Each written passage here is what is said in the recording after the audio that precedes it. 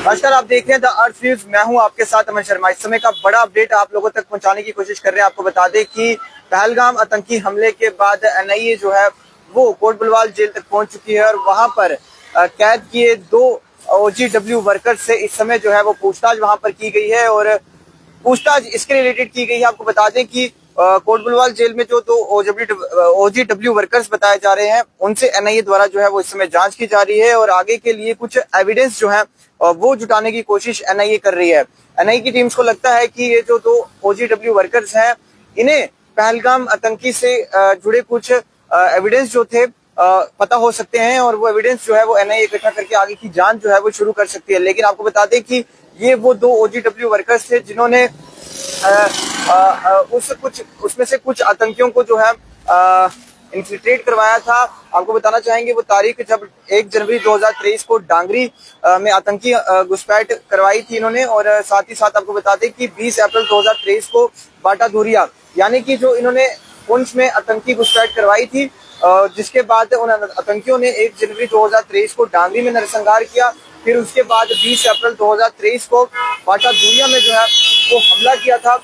जिसमें 5 आर्मी जवान जो थे वो हमारे शहीद हुए थे। हालांकि इस ग्रुप में के बहुत सारे आतंकी जो थे वो मारे गए थे, लेकिन एनआईए को लगता है कि इसमें 2 आतंकी जो है वो बच्चे हो सकते थे जो जिन्होंने पहलगाम आतंकी हमले को जो है वो अंजाम दिया था। ये एनआईए इस समय जो है वो इन 2 ओजीडब्ल्यू वर्कर से पूछताछ कर रही है। आपको बता दें कि डांगरी में शामिल हो सकते थे और ये जो 2 ओजीडब्ल्यू वर्कर्स थे इन्होंने पुंछ एलओसी से उन आतंकियों को इन्फिल्ट्रेट कराया था, उन्हें खाना प्रोवाइड किया था, उन्हें शेल्टर प्रोवाइड किया था। जिसके बाद जब ये हमला इन आतंकियों ने किया था बाटा धुरिया और डांगरी में, जब नरसंहार हुआ था डांगरी में और 7 लोगों की वहां पर जान गई थी, फिर उसके बाद बाटा धुरिया में जहां पर हमारे 5 आर्मी जवान जो थे वो शहीद हुए थे, तो उसमें ये आतंकियों को जो है वो इन 2 ओजीडब्ल्यू वर्कर्स ने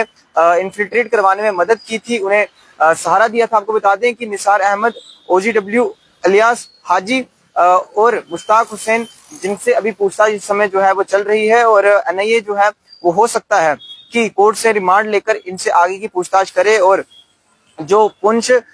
से एलओसी की जो इन्फिल्ट्रेशन में इन लोगों ने मदद की थी, इन्हें शायद इनकी मदद से शायद एनआईए को कुछ एविडेंस मिल सके, कुछ कड़ियां जो है वो जुड़ सकें पहलगाम आतंकी हमले में। क्या वो आतंकी भी शामिल थे जिन्होंने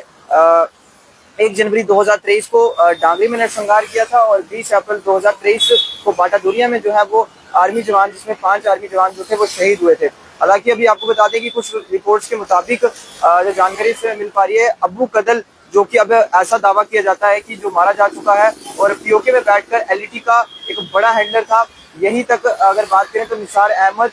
ओजीडब्ल्यू और दूसरा ओजीडब्ल्यू मुश्ताक हुसैन जो कोट बुलवाल जेल में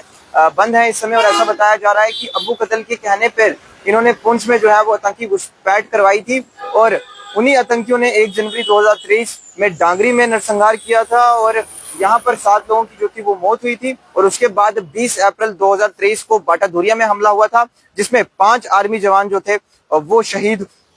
हुए थे। हालांकि इस ग्रुप में एक बहुत सारे आतंकी जो थे वो मारे गए थे, लेकिन एजेंसीज को ऐसा लगता है कि इस ग्रुप के शायद 2 आतंकी जो हैं वो जिंदा हो सकते हैं और पहलगाम लेने की पूरी कोशिश जो है वो एनआईए करेगी। कोर्ट से रिमांड लेके और इनसे आगे की पूछताछ जो है वो भी एनआईए कर सकती है। क्या पता कुछ इनसे एविडेंस मिल जाए, कुछ सुराग मिल जाए इनसे कि जो कोट बुलवाल में इस समय कोट बुलवाल की जेल में जो इस समय 2 ओजीडब्ल्यू वर्कर्स